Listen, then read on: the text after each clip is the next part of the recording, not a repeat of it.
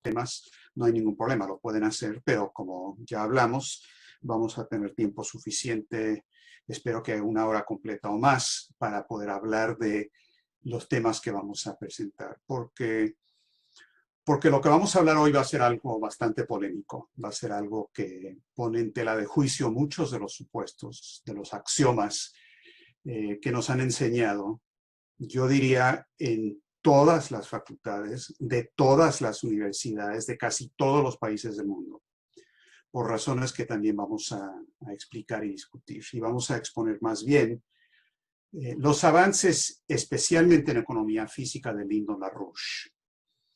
Lyndon LaRouche, que falleció hace un poco más de 1 año, fue una persona muy, muy temida por la oligarquía internacional porque ellos entienden, como lo dijo LaRouche en su autobiografía, que lo que verdaderamente es el poder fundamental en el universo es el poder de la razón, el poder de las ideas.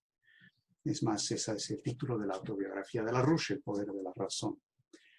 Ahora, estamos en este momento viviendo una crisis existencial de nuestra raza, de nuestra especie, de todas las razas, de todos los países, de la especie humana.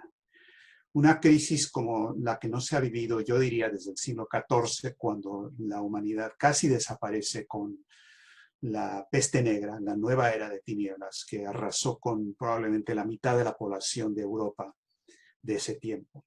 Hoy, como todos ustedes saben, tenemos una pandemia mundial. Es una pandemia que no afecta nada más a un país ni a muchos países, afecta a toda la especie humana. Es una pandemia que no está bajo control y que no se puede controlar simplemente con las medidas clásicas de salud pública. Son medidas que se deben adoptar. No estoy recomendando que digamos, no se puede hacer nada ni modo. No estoy diciendo eso.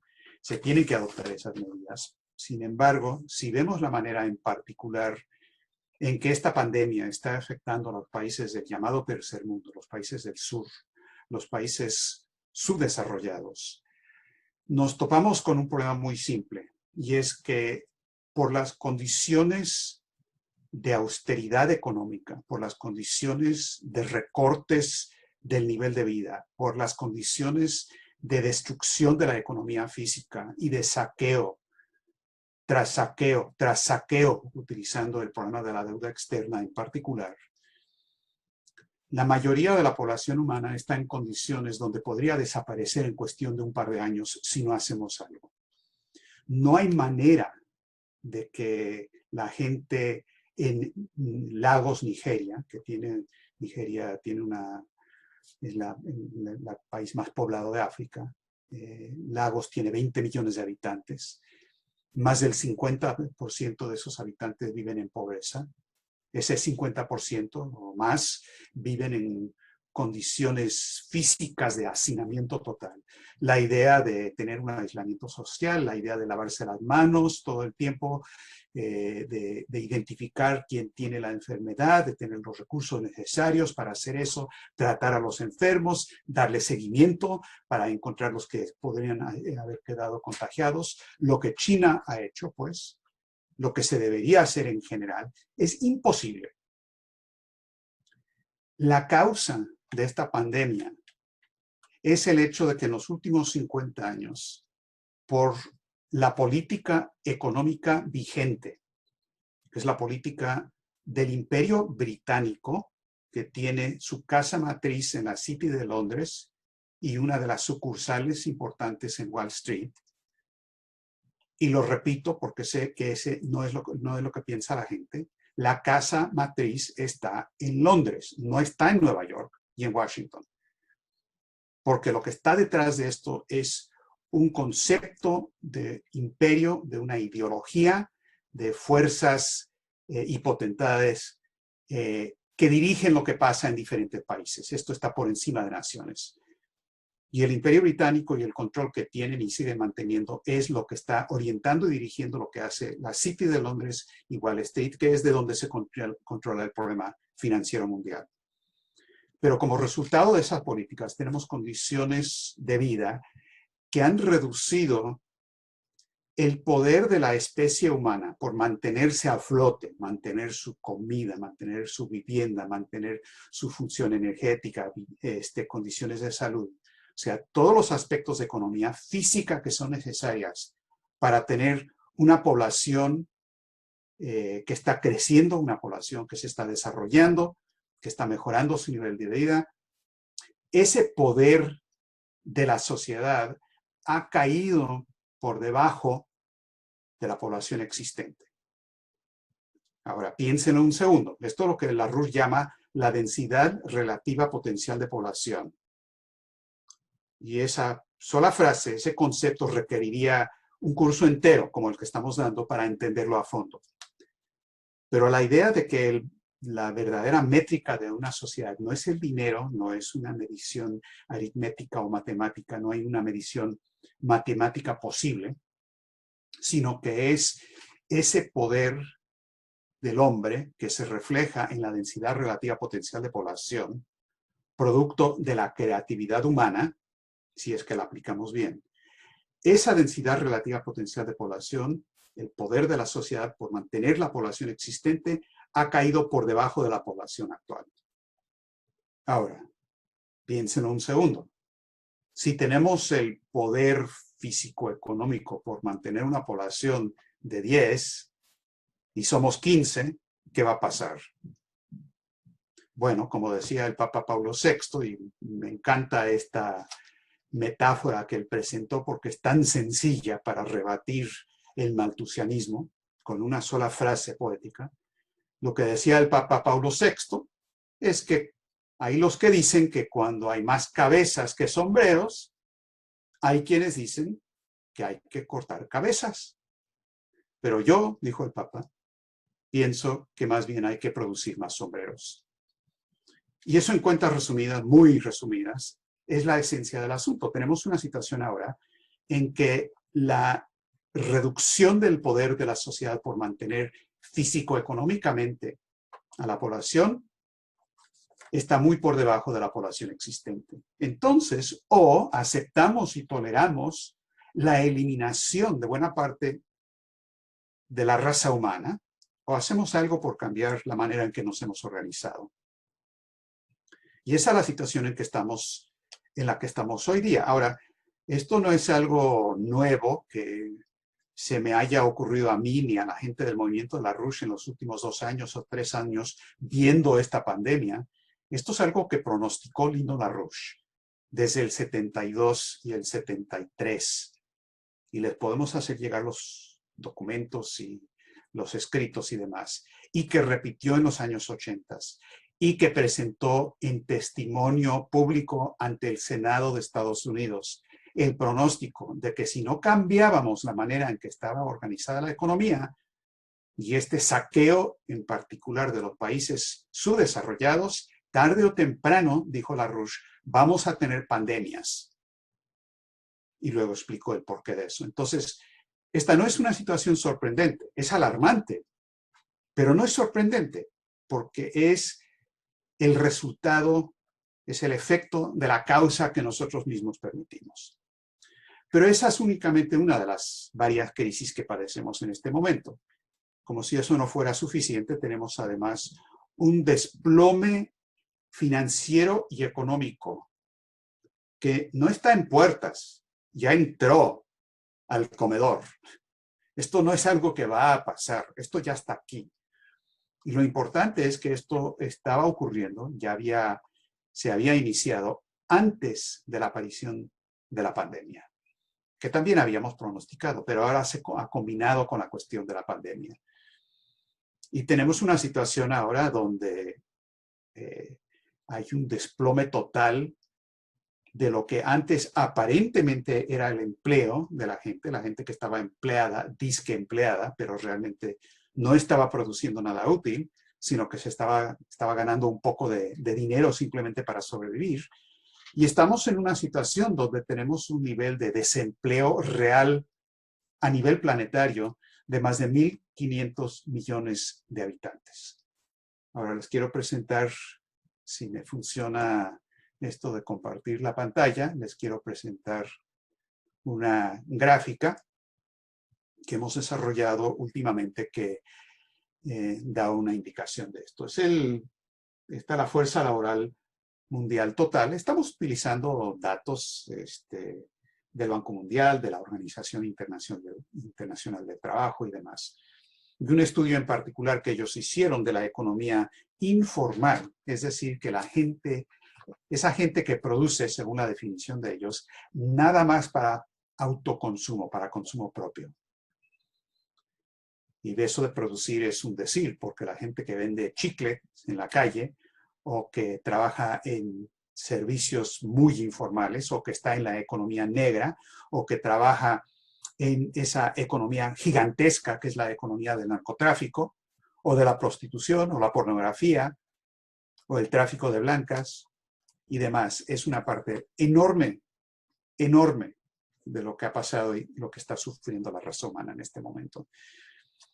Ahora, si hacemos los cálculos, y no voy a entrar en la manera en que lo hicimos, pero con gusto se los explico después si les interesa, llegamos a una situación donde podemos demostrar que hoy día hay más de 1.500 millones de personas desempleadas en el sentido de que no producen cosas necesarias, físico-económicamente necesarias, para que la población sobreviva.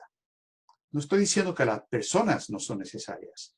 Estoy diciendo que la condición a que han sido reducidas esas personas por este sistema no les deja producir, no se les permite ser seres humanos productivos. Y por lo tanto, eso es el equivalente en economía física de desempleo. No producen. Entonces tenemos una tasa real de desempleo del 46% a nivel mundial. Estamos desarrollando en este momento un programa de emergencia para documentar y detallar exactamente cómo se le puede y debe dar empleo productivo a toda esa gente, que va a requerir todo un programa mundial de cambio total de paradigma, de aumento de la industrialización con tecnología avanzada, el puente terrestre mundial. Es otro tema que vamos a abordar en una de las clases posteriores. Pero hemos tenido este desplome de la economía física y el colapso también de la burbuja financiera, que está en 1.800 billones de dólares. Es decir, es una cantidad que básicamente son agregados financieros que, para darles una idea, es $1 millón por persona. Más o menos. Es una cosa de locos. Es pura especulación. No hay manera de mantener eso a flote. Si se trata de mantener esa burbuja a flote, significa la muerte, el genocidio de buena parte de la población humana. Y por supuesto, eso es lo que está haciendo este sistema. Ese es el problema. Por eso tenemos que poner a este sistema por un proceso de reorganización por bancarrota, donde simplemente reemplazamos este sistema con uno que funcione adecuadamente para los requerimientos de lo que es el ser humano verdaderamente. Sus requerimientos físicos, espirituales, culturales y demás.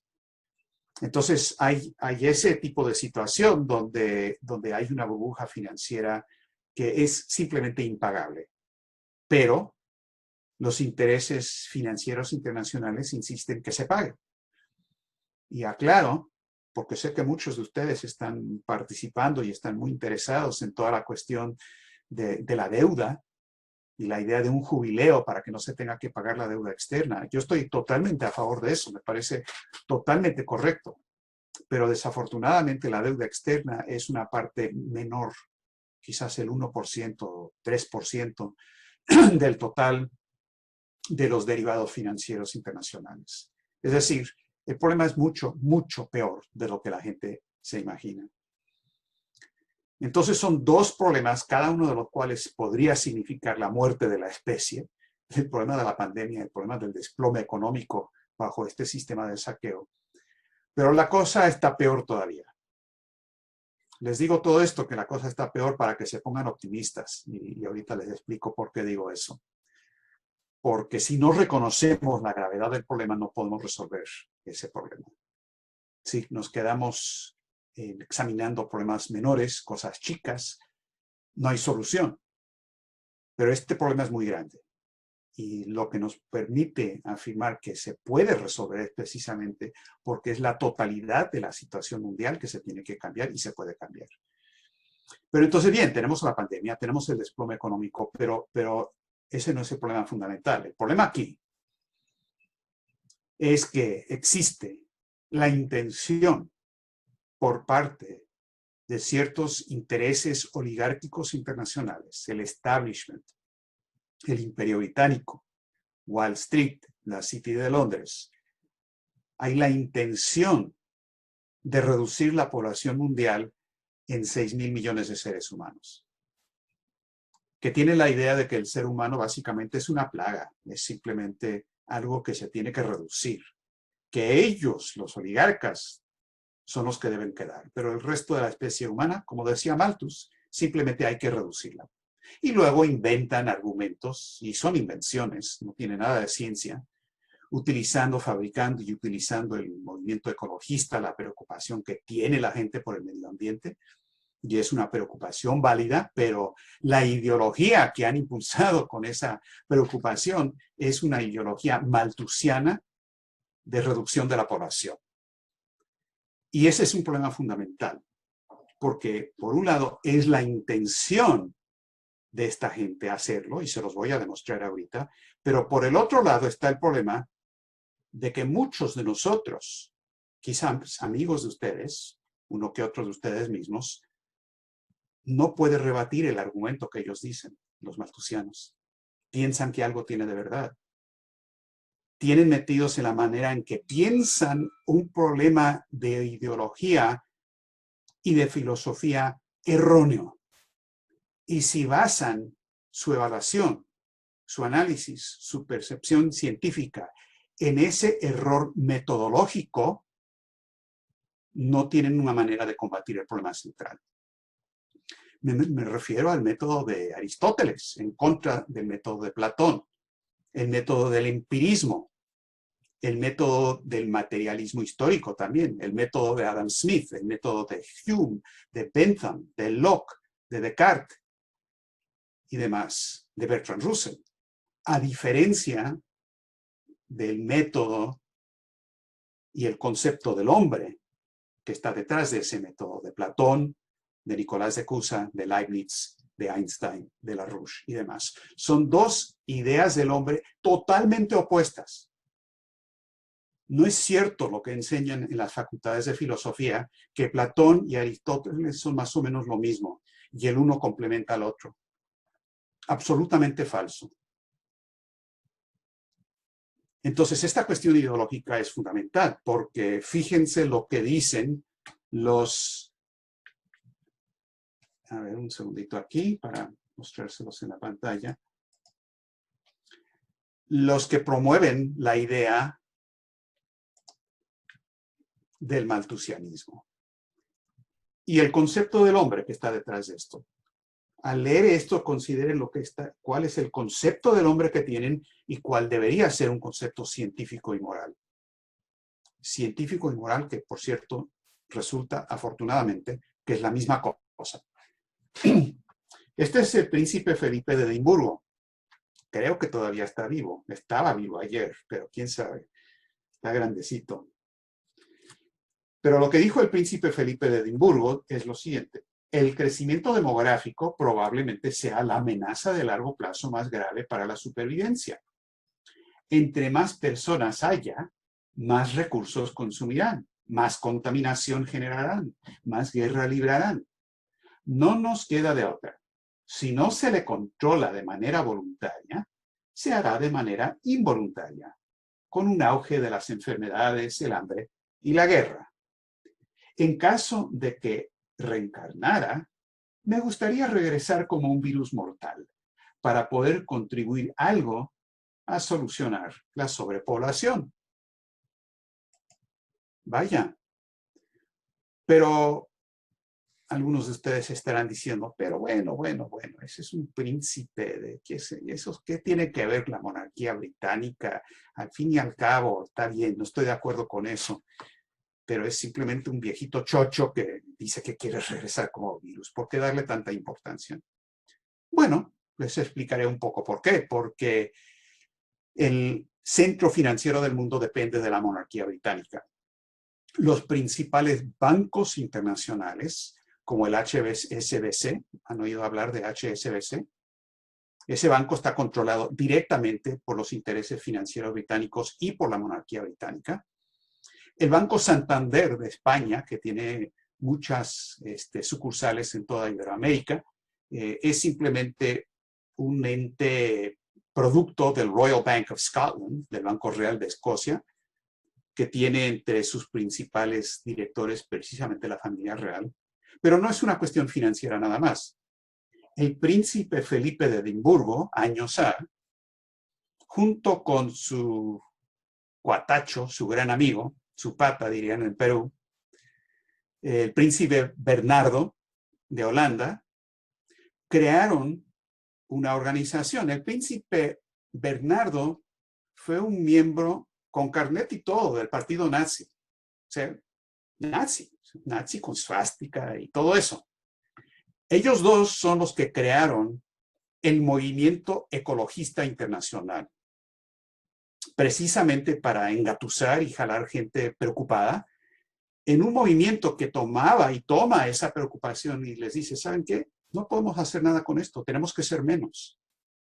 Como dice esta pobre niña Greta Thunberg, la organización de la WWF, el World Wildlife Fund, el Fondo Mundial por la Vida Silvestre, fue creada por el príncipe Felipe. Ellos son los que financian todo.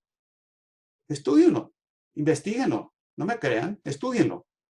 De ahí viene. Entonces, este señor, el príncipe Felipe, tiene algo que ver con el problema. Pero esto no empieza con el príncipe Felipe. Esto se remonta a tiempos atrás. Esta es una idea vieja, la idea malthusiana de cortar cabezas si no hay sombreros suficientes.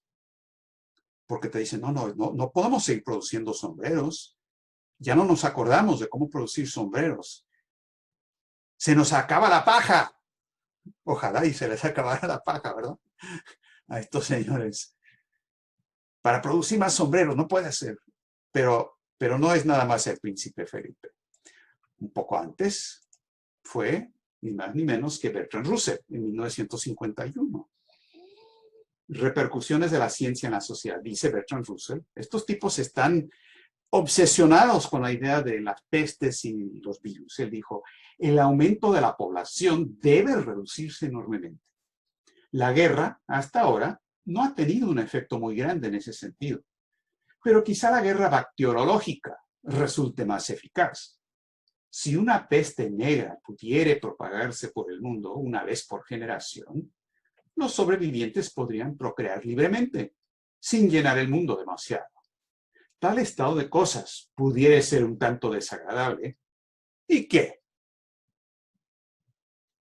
Ahora, este es el mismo Bertrand Russell que presentó con una visión filosófica, bueno, podríamos hablar mucho de Bertrand Russell.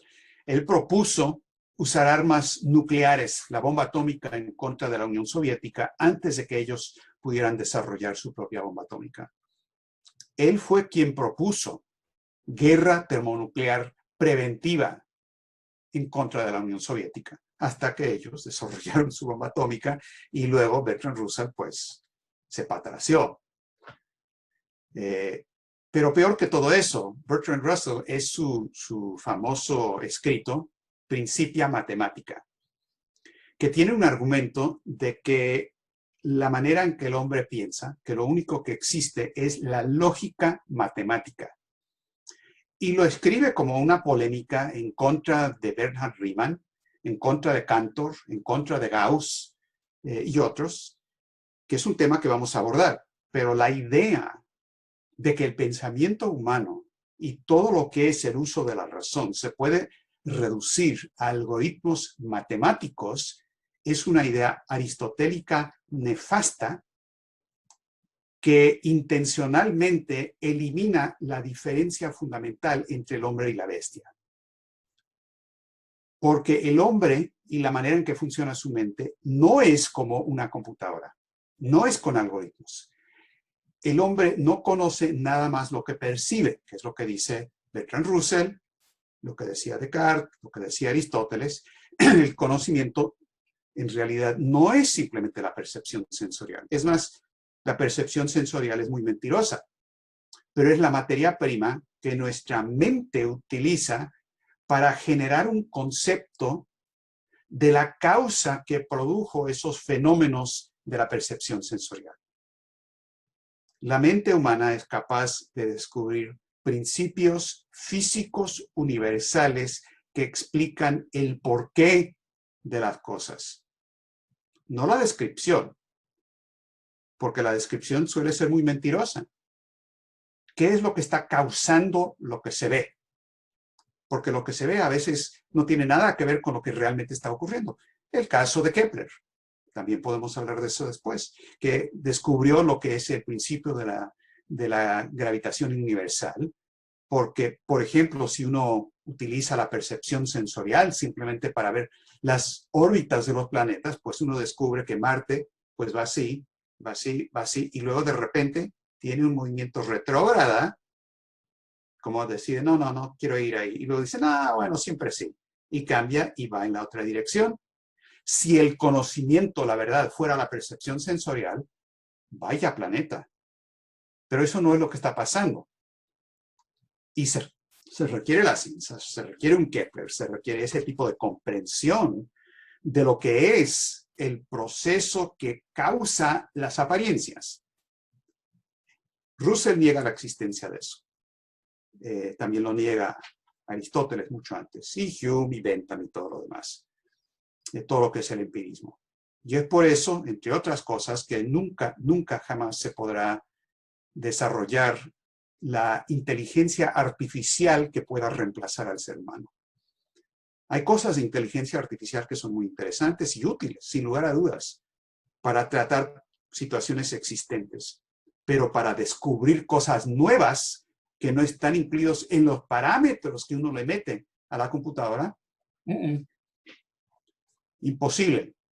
Y ninguna especie animal puede hacerlo de la manera que lo hace el hombre también, porque nosotros estamos dotados de manera exclusiva de las especies que conocemos, de una capacidad que compartimos con el creador del universo sin nosotros ser el creador del universo.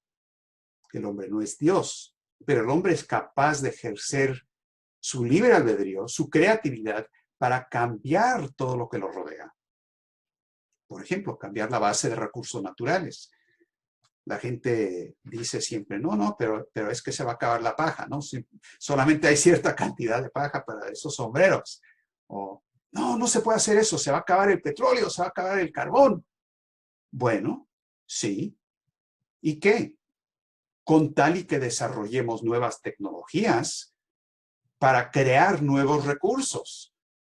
Porque un recurso no lo define su característica química o atómica en sí, lo que lo define es la tecnología que el hombre desarrolla o no desarrolla para aprovechar eso. El caso de la energía de fusión termonuclear. Totalmente factible, está demostrado, se tiene que hacer en una escala mayor, es una cuestión de ingeniería y también de ciencia básica, pero la materia prima para la fusión que nos va a dar cantidades ingentes de energía. ¿Cuál es la materia prima? Bueno, aquí en la Tierra es deuterio y tritio, que se encuentran en agua de mar, que no es un recurso que digamos que es muy escaso. Pero más interesante todavía es usar helio 3, que se encuentra en la Luna, porque es el combustible idóneo para la fusión nuclear. Pero luego podemos hablar más de ese tema. Pero la idea es que el concepto del hombre aquí, de Russell, en su Principia Matemática, es absolutamente falso, inmoral y nefasto. Ahora, pero no empezó tampoco con Bertrand Russell. Va mucho más atrás. Por ejemplo,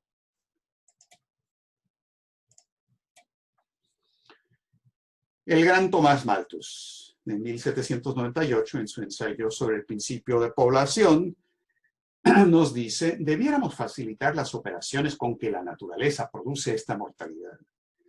En vez de recomendarle la higiene a los pobres, debemos fomentar costumbres contrarias.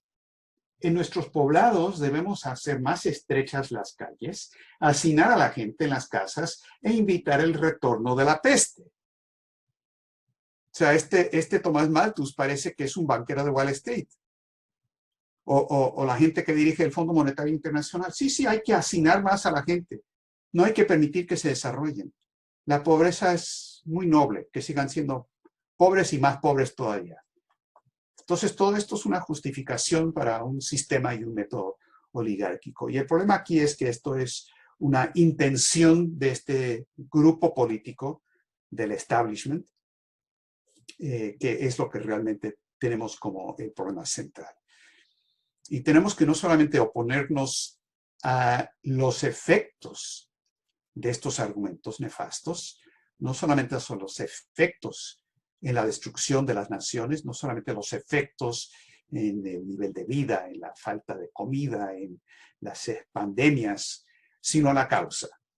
¿Cuál es el error fundamental? ¿Cuál es el problema del concepto del hombre que está mal en lo que dice esta gente? ¿Y cómo podemos, de manera científica, sistemática, proponer, defender y demostrar científicamente que eso es falso y que hay otro concepto diferente, que es científico y moral a la vez? Que el hombre, si gobierna su economía, su sistema económico, por la idea que es real de que los avances en ciencia y tecnología pueden romper las barreras momentáneas al crecimiento, demostrar que no hay límites al crecimiento, que puede haber un crecimiento sin límite, con tal y que lo hagamos en base, no a simplemente extender la tecnología actual, eso no funciona, ahí sí vamos a agotar los recursos, sino hacer lo que siempre ha hecho la raza humana, avanzar en base a esta materia prima, lo que es la verdadera fuerza motriz de la economía, la mente humana, que es la fuerza material más poderosa del universo creado, a pesar de que no tiene peso, no tiene dimensión, no tiene olor, no es perceptible, una idea no es perceptible a la percepción sensorial. ¿Qué tipo de mundo es este? ¿Qué tipo de universo ha creado Dios en el que la mente humana funciona como una fuerza material, quizás la fuerza material más grande, donde el verdadero poder sea el poder de la razón? ¿Y eso qué nos dice respecto a la moralidad? Si esa es la fuerza principal que mueve la economía y la ciencia y lo que hace que la economía avance, esa misma creatividad se basa en el libre albedrío del hombre, el hecho de que tenemos la posibilidad de escoger, eso es lo que quiere decir creatividad, no es algo automático, es que uno tiene libre albedrío para poder decidir y escoger lo que va a hacer. Y eso es lo mismo que moralidad. Uno no le puede decir a un perro que muerde a un niño que es inmoral. Moralidad requiere libre albedrío, requiere la decisión, requiere creatividad. Entonces, somos una especie muy interesante, si lo pensamos bien, porque lo que nos caracteriza es esa capacidad de conocer el futuro a través de los pronósticos y concebir cómo podemos crear ese futuro y luego traer ese futuro al presente y actuar sobre eso. Eso se llama ciencia, se llama moralidad, se llama libre albedrío, se llama arte clásico y se llama lo que es verdaderamente el hombre. Es en base a esto que Lyndon LaRouche ha podido pronosticar, como lo ha hecho, muchos de los acontecimientos que ahora estamos viendo. Ya claro, son pronósticos, no son predicciones. Una predicción es cuando uno dice que hay una causa y un efecto que va a pasar sí o sí, ¿verdad? Si uno conecta dos cables, se va a electrocutar, si es que no está usando guantes o lo que sea. Sí o sí.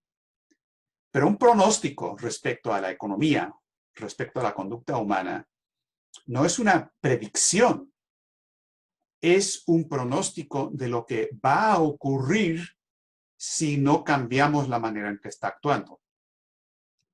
La esencia de un pronóstico es, hay que cambiar lo que estamos haciendo para que esto salga mejor.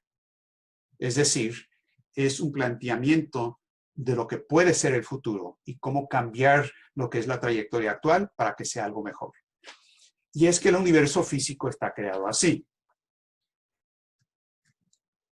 Dios creó el universo en subjuntivo. No lo creó en imperativo. Lo creó en subjuntivo. Es decir, el hombre tiene la posibilidad, el poder de decidir. Tiene libre albedrío. No es absoluto, no es algo que tú puedes hacer lo que se te pegue la gana. Es la libertad y la creatividad para descubrir los principios físicos universales y aplicarlos para ayudar a mejorar el universo físico creado, incluida la biosfera, por cierto. ¿Quieren resolver el problema de contaminación? Simplemente organicemos energía de fusión termonuclear y se resuelven casi todos los problemas.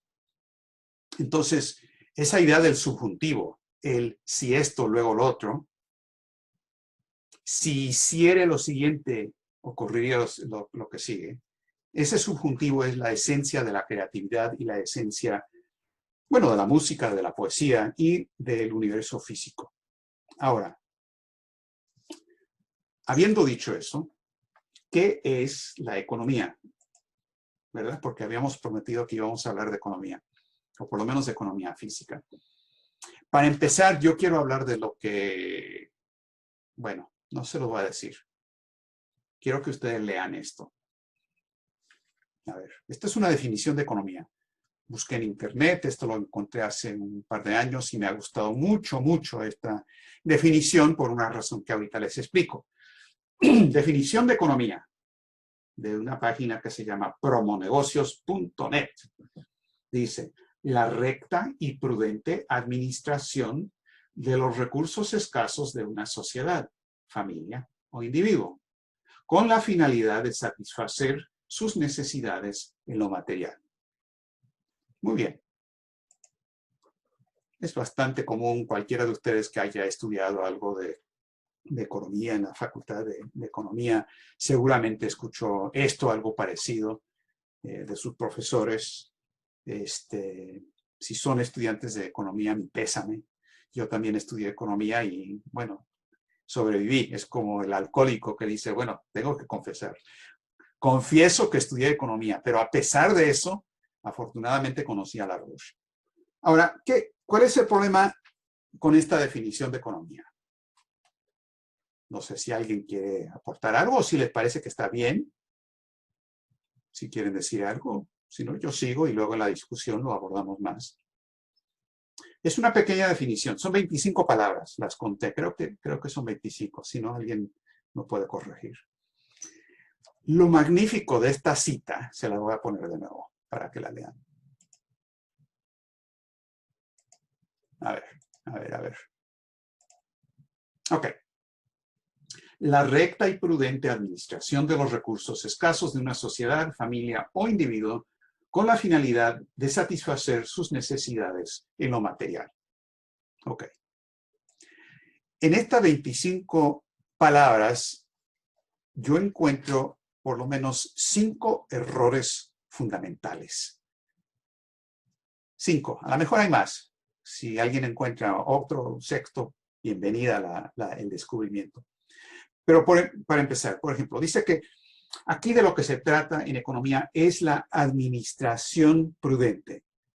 O sea, gasta nada más lo que ganas. No puedes gastar más. Eso te lo dijo tu mamá, además. Te lo dijo tu profesor de economía y te lo dijo tu mamá. Y probablemente tu papá también. No gastes más de lo que ganaste. Que en cuanto a una recomendación de los padres a los hijos, no es una mala idea. Pero, ¿por qué decir que eso se aplica a la sociedad en su totalidad, a la economía en su totalidad? Hay un pequeño salto ahí, es más, es un salto mortal. Porque, ¿por qué pensar que solamente se puede gastar lo que se gana?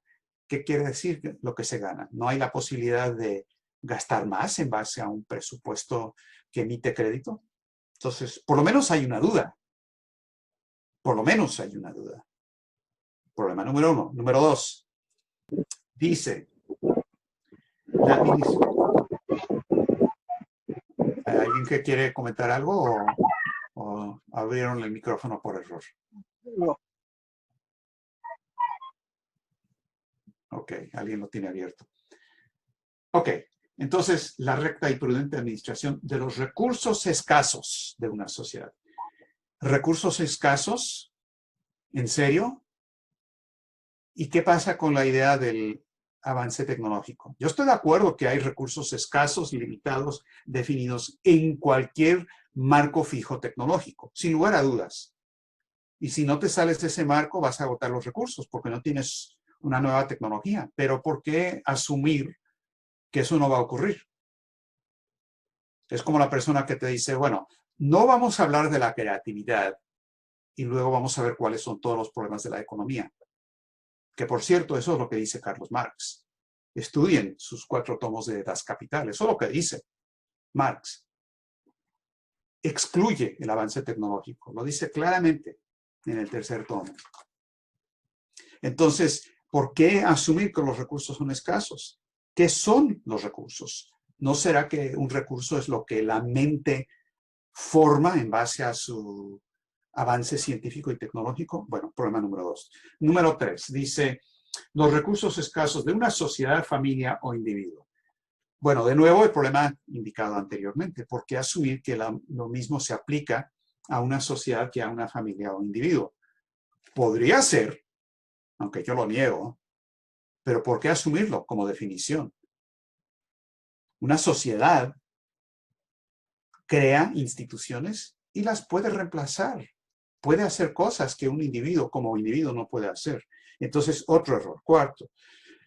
Con la finalidad de satisfacer sus necesidades en lo material. A ver, necesidades. ¿Cuáles necesidades? ¿Quién decide lo que es una necesidad? Lo que te dicen en la Facultad de Economía es que lo que define una necesidad es demanda efectiva. Para todos los que hayan estudiado economía, de nuevo mi pésame, pero demanda efectiva quiere decir el que tenga dinero para comprar. Eso es lo que quiere decir demanda efectiva. Un campesino africano hambriento no representa demanda efectiva, porque no tiene dólares en el bolsillo. Lo que tiene es hambre. Pero eso no es demanda efectiva en el mercado. Demanda efectiva en el mercado es el narcotraficante. Demanda efectiva en el mercado es el señor que va al prostíbulo. Demanda efectiva es la gente que pone hipódromos para que la gente vaya, o a los casinos, o Las Vegas. Y luego miden todo eso en Producto Interno Bruto, ¿verdad? En la medición monetaria. Que, bueno, ya saben lo que yo pienso del Producto Interno Bruto. Se llama así porque solamente un bruto podría pensar que eso representa la economía verdadera. Porque el Fondo Monetario y otros insisten que se tiene que medir la economía ilícita. El Fondo Monetario le dijo al gobierno colombiano a fines de los 80, por escrito en un documento que ustedes pueden leer, señores, ustedes en la DANE, no sé si existe todavía la DANE, la División de Estadísticas Nacionales, Departamento de Administración Nacional de Estadísticas, creo algo así, les dice, señores DANE, ustedes tienen que contabilizar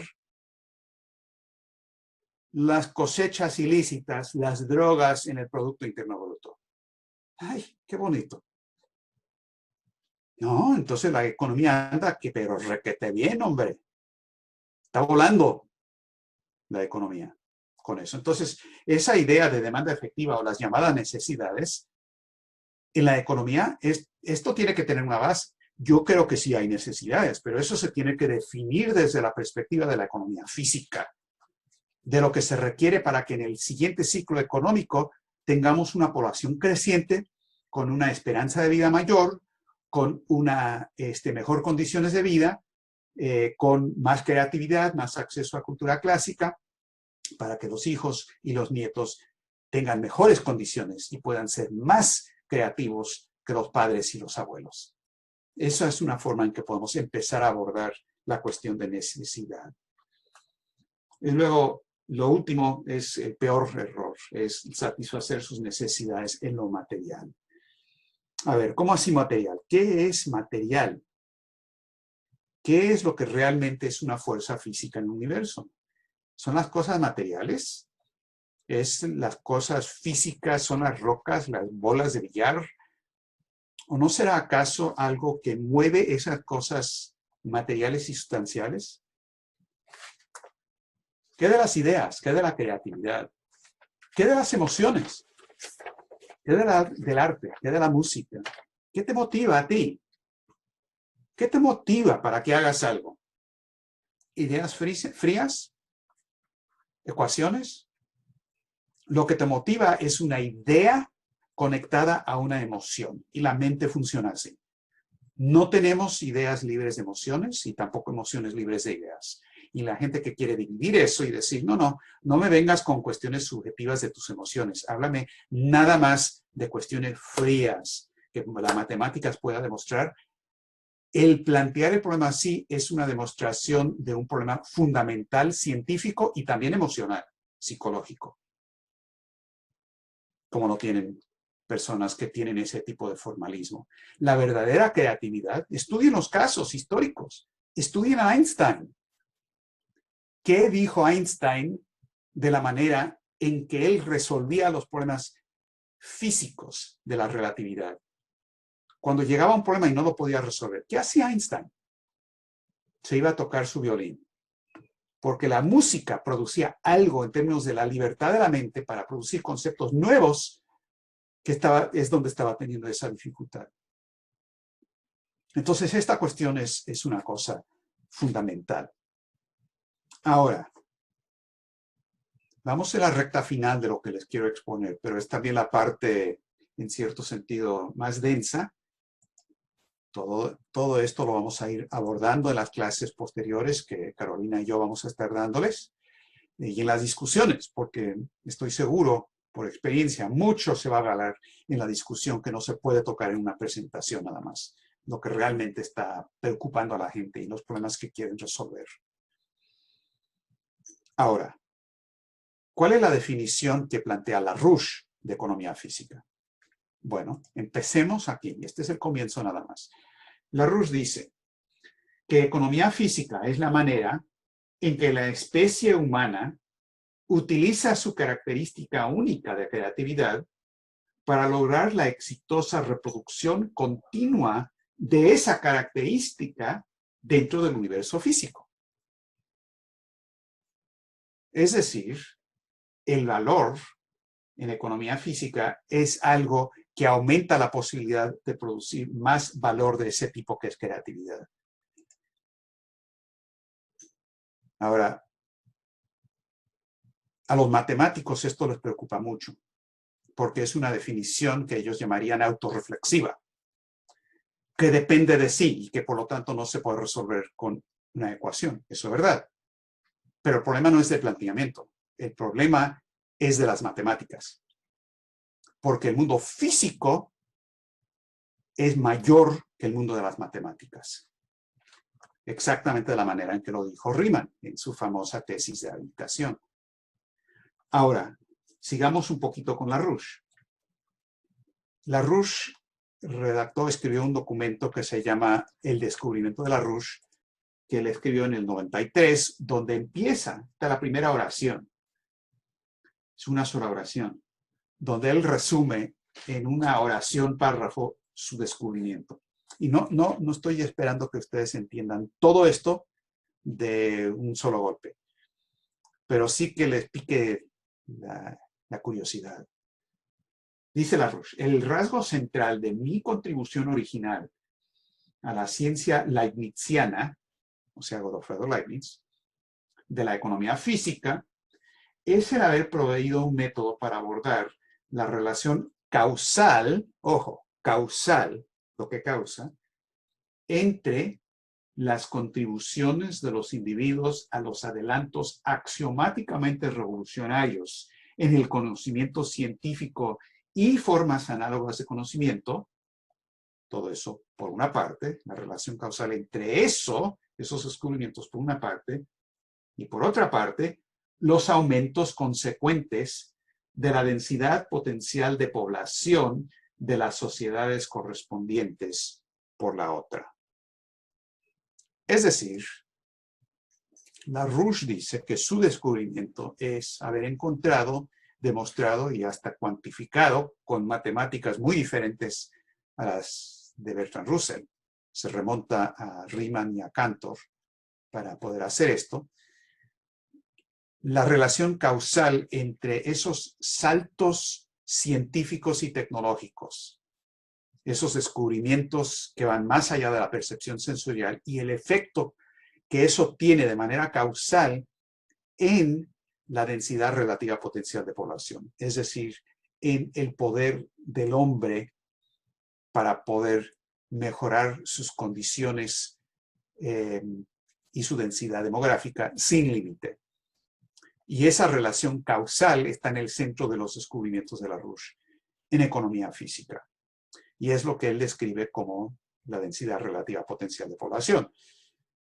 La demostración de esto, por cierto, no es una demostración que depende únicamente de un argumento, un experimento de ideas o de pensamiento, como decía Einstein. La demostración de esto está en el efecto demostrable empíricamente, no con empirismo, pero empíricamente, de lo que ha pasado con la población humana en toda su existencia, que es totalmente diferente a lo que ha pasado con cualquier otra especie animal.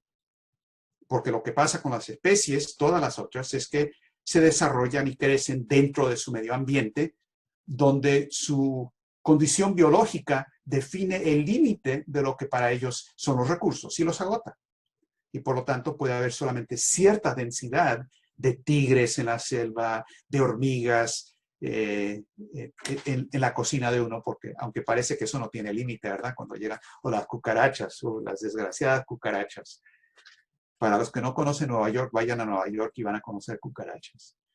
Entonces, pero eso es lo que pasa con las especies animales. El hombre es diferente, porque cuando va acercándose a los límites dentro de un modo tecnológico, hace creativamente, socialmente, lo que otras especies solamente hacen con cambios biológicos. Cambiamos nuestra naturaleza de especie, cambiamos la forma y la manera en que nos relacionamos con la naturaleza que nos rodea. Y damos saltos cualitativos.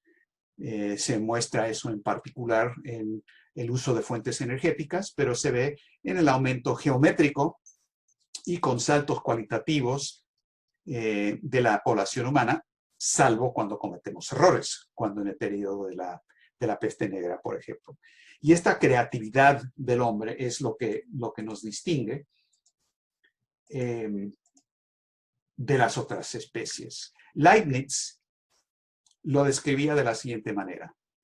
Y van a escuchar mucho más sobre Leibniz en una de las clases posteriores de Carolina, porque Leibniz dice lo siguiente. Dice, esto es en Economía y Sociedad de 1671, dice, lograr mayor bien para el mundo y especialmente para la raza humana, ya que el hombre es lo mejor de toda la creación visible, en la que tenemos la capacidad para obrar, dice, lo que se tiene que hacer es aplicar las maravillas descubiertas de la naturaleza y del arte a la medicina, la mecánica, las conveniencias de la vida. Suministrar los materiales para trabajar y para nutrirse a los pobres. Los banqueros dicen, no, nunca, jamás, nunca. No hay demanda efectiva. Pero Leibniz dice, no, hay que darle eso a los pobres. Hay que promover el bien de la patria, eliminar los tiempos de escasez, pestilencia y guerras. Y de hecho, asegurar la felicidad de la raza humana, esforzándonos en nuestro propio dominio a imitar lo que Dios ha hecho en el universo en su conjunto.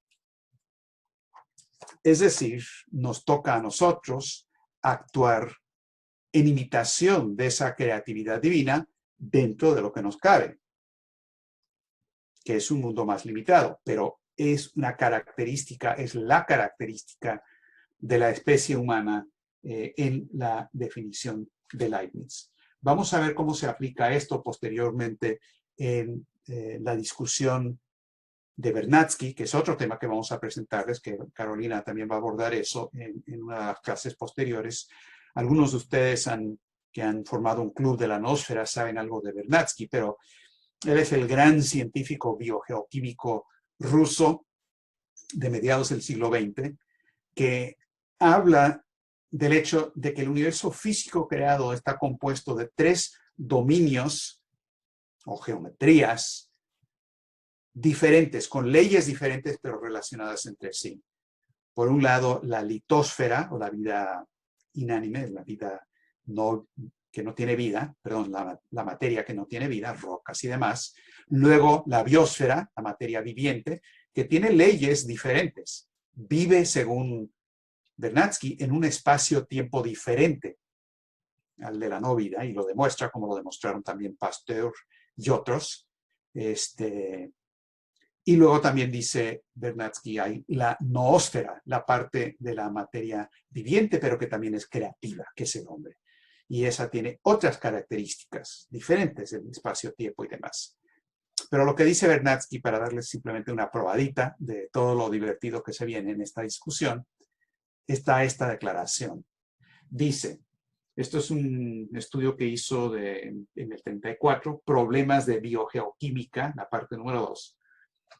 Dice, en este proceso geológico, que es fundamentalmente biogeoquímico, una sola unidad individual de materia viva de entre la totalidad de la humanidad, una gran personalidad, sea un científico, un inventor o un estadista, puede ser de fundamental y decisiva importancia conductora y puede manifestarse ella misma como una fuerza geológica. Ahora, este es el propósito de este curso, de reclutar de entre ustedes gente que quiere hacer algo con su vida, de esta manera. Como decidan hacerlo, cada quien tiene una manera de hacerlo. Yo creo que la mejor manera de hacerlo es con el movimiento de LaRouche. Pero la gente encuentra otras maneras. Pero lo que sí es fundamental, a mi parecer, es que para ser verdaderamente un ser humano, uno tiene que pensar de esa manera. Tiene que pensar, ¿qué puedo hacer yo con mi vida? Sea corta o larga. Ojalá y sea larga, pero si no, igual. ¿Qué puedo hacer para que después de que termine mi vida mortal, efímera, pasajera en esta tierra, mi aporte al desarrollo de la especie humana siga de manera eterna, permanentemente, como ocurrió con Platón, como ocurrió con Einstein, como está ocurriendo con LaRouche, que ciertas ideas, ciertas actividades se mantienen vivas después de la muerte del individuo que los propuso y los impulsó. Eso nos distingue de cualquier otra especie. La alternativa a eso es desaparecer como especie. Y ya casi lo hicimos. Ya casi ocurrió esto cuando la peste negra, en el siglo XIV. Fue un momento casi, no hay que describirlo porque es la descripción de lo que pasa hoy día, pero lo que pasó básicamente es que la peste negra, la plaga bubónica, llegó a Europa occidental, llegó a Venecia primero, en los barcos que siempre llegaban desde India y el Oriente y todo lo demás, y esos barcos siempre llevaban ratas, como de costumbre, y las ratas tenían las pulgas, y las pulgas tenían... Bueno, en fin, siempre estaba llegando este problema, pero había un nivel de resistencia de la población, un nivel de vida, de nutrición no maravillosa, comparado a los que tenemos hoy día, o podríamos tener, pero por lo menos suficiente, y hubo un periodo de auge de la sociedad donde la gente estaba viviendo más o menos. Pero luego, en el siglo XIII, eso se colapsa. Hay las bancarrotas de los bancos Bardi y Peruzzi, los Wall Street de ese entonces. Hay el saqueo de la población. La gente empieza a vivir de manera hacinada, como se describe en estas declaraciones tan felices de Bertrand Russell o de Malthus. Y la peste negra empieza a cundir y termina después de 2 episodios separados por una década, arrasando entre la tercera parte y la mitad de la población del planeta. Ahora, ¿a qué voy? A lo que voy es que la mayoría de la población en ese entonces, estúdienlo, Estudien a Boccaccio, lean lo que pasó. La gran mayoría de la población respondió de una de dos maneras. Por una parte, estaban los hedonistas. Esa es la gente que dice, no, lo que somos máquinas que buscamos el placer y queremos evitar el dolor, nada más. Como dijo Bentham, Bentham lo describió con su cálculo hedonista. Y por lo tanto, las cosas andan mal, es posible que muera mañana, por lo tanto, vamos a ir a bailar hoy, vamos a festejar, vamos a divertirnos. No importa el efecto que eso tenga en mi mente o en el resto de la sociedad. Eso que importa. Lo único que importa es el placer del momento y evitar el dolor. Y claro, la gente se bestializó porque eso es una manera de pensar del animal, no del ser humano. El ser humano tiene una idea diferente, una identidad diferente a la idea hedonista. Bentham no tiene razón. Y si no me creen, vean nada más los ojos del padre o la madre cuando ven a su hijo o su hija, de 2 o 3 o 4 años, cuando descubren algo. ¿Qué es eso?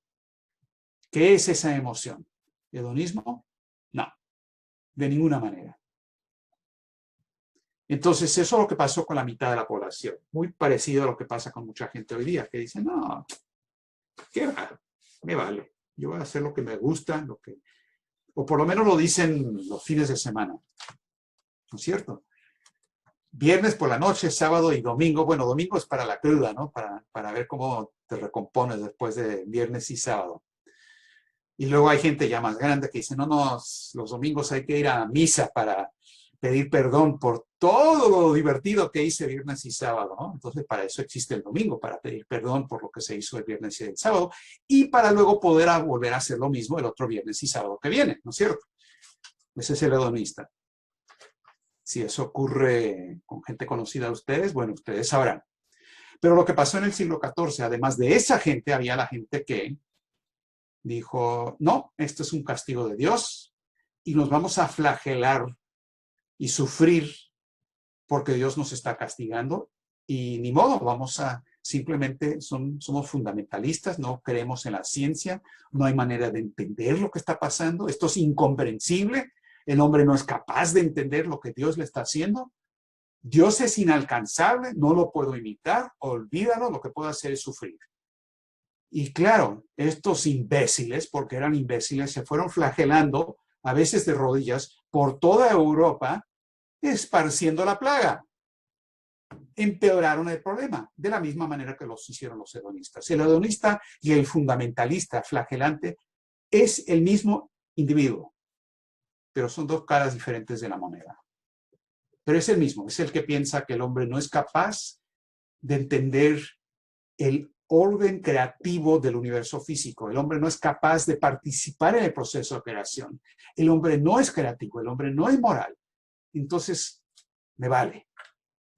Pero claro, eso no es cierto. Y qué bueno que no es cierto, porque si no, no estaríamos aquí en esta discusión para poder debatir estas ideas y ver cómo resolvemos el problema que enfrentamos hoy. Porque afortunadamente hubo un pequeño grupo de hombres y mujeres que crearon algo diferente, crearon el Renacimiento Dorado. Lo crearon no en base a lo que los rodeaba, lo crearon en base a una idea que tenían en la mente, un concepto de futuro, un concepto de lo que es el hombre, de lo que podemos hacer. Y lo realizaron.